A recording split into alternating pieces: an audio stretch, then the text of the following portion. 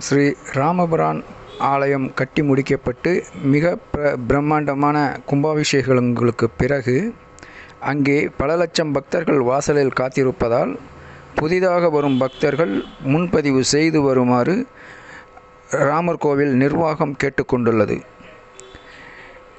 கடந்த 2 நாட்களில் சுமார் 4 லட்சத்திற்கும் மேற்பட்டவர்கள் தரிசனம் செய்திருப்பதாகவும், மேலும் கோவிலுக்கு முன்னதாக 7 லட்சம் பேர் வரையில் காத்திருப்பதாகவும், தினம் 1 லட்சம் பக்தர்கள் மட்டுமே ராமனை தரிசிக்க முடியும் என்பதால் அடுத்த 200 நாட்களுக்கு தொடர்ந்து 2 கோடி பேர் தரிசிக்க தேவையான ஏற்பாடுகளை தேவஸ்தானம் செய்திருப்பதாக ராமர் கோவில் நிர்வாகம் அறிவித்துள்ளது.